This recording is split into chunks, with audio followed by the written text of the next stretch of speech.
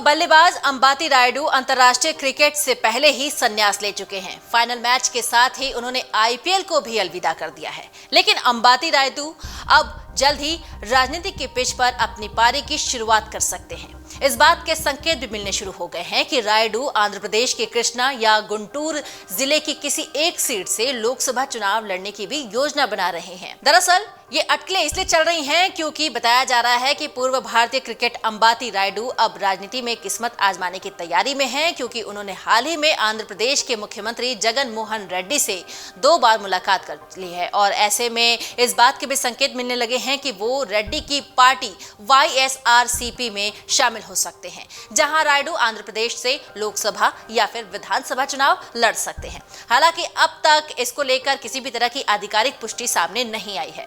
अंबाती रायडू मूल रूप से आंध्र प्रदेश के गुंटूर जिले से आते हैं और ऐसे में अगर वो राजनीति में आते हैं तो वो अपने गृह राज्य से ही चुनावी मैदान में उतर सकते हैं। YSRCP प्रमुख YS जगन मोहन रेड्डी से मुलाकात के बाद राजनीतिक गलियारों में इस बात की चर्चा तेज हो गई है कि रायडू कृष्णा या गुंटूर जिले की किसी एक सीट से लोकसभा चुनाव लड़ने की योजना बना रहे हैं। अब जानिए कि रायडू ने आखिर क्या बड़ा बयान दिया था। खास बात तो यह है कि अंबाती रायडू से जब राजनीति में आने को लेकर सवाल किया गया था तो उन्होंने कहा था कि सीएम जगन मोहन रेड्डी राजनीति में प्रवेश करने वाले युवाओं के लिए एक बड़ी प्रेरणा है।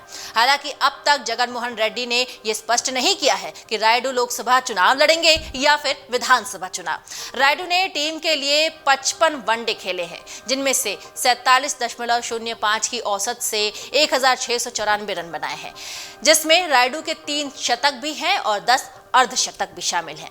इसके अलावा उन्होंने 6 T20 मैच भी खेले हैं, जिसमें उन्होंने 42 रन बनाए हैं। रायडू का आईपीएल में भी जमकर बोलबाला रहा है। उन्होंने आईपीएल के 204 मैचों में 4332 रन बनाए हैं, जिसमें 1 शतक और 22 अर्धशतक भी बनाए हैं। आईपीएल में रायडू की कई यादगार पारियां भी हैं, लेकिन अब उनकी राजनीति में पारी खेलने की अटकलें भी चला रही हैं। और इसी बीच सवाल है कि क्या उन्हें विधानसभा चुनाव में शामिल होना चाहिए। रायडू को पोन्नूर या गुंटूर पश्चिम क्षेत्रों से चुनाव लड़ते देखा जा सकता है, ऐसी अटकलें हैं। पार्टी के वरिष्ठ नेताओं का मानना है कि लोकसभा चुनाव के लिए कई बार के आईपीएल विजेता को मछलीपट्टनम से चुनाव लड़ना चाहिए।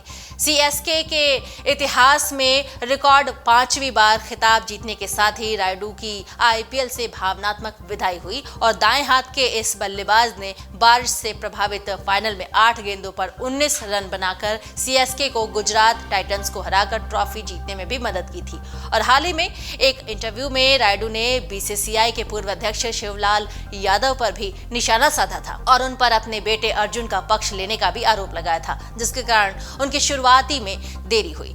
दरअसल YSRCP के पास मछलीपट्टनम से मौजूदा सांसद वी बालासौरी और पोन्नूर से विधायक KV रोसैया हैं। हालांकि गुंटूर पश्चिम के विधायक मदाली गिरिधर ने टीडीपी के उम्मीदवार के रूप में पिछला चुनाव जीता था, लेकिन बाद में उन्होंने YSRCP में पाला बदल दिया। कयास लगाए जा रहे हैं कि बालासौरी की जगह किसी नए उम्मीदवार को उतारा जा सकता है। और इसके अलावा ये भी कहा जा रहा है कि बालासौरी 2024 में विधानसभा चुनाव लड़ने की योजना बना रहे हैं। वो कथित तौर पर पोन्नूर से चुनाव लड़ने के इच्छुक हैं और ऐसे में रायडू मछलीपट्टनम से विकल्प हो सकते हैं। अमर उजाला अब आपके टीवी पर भी। अपने स्मार्ट टीवी पर YouTube पर सर्च करें अमर उजाला, चैनल सब्सक्राइब करें और देखें ताजा खबरें, वो भी HD क्वालिटी में। और हाँ, बेल आइकन दबाना ना भूलें ताकि हर खबर हो आपके घर। अमर उजाला, निष्पक्ष, निर्भीक, निरंतर।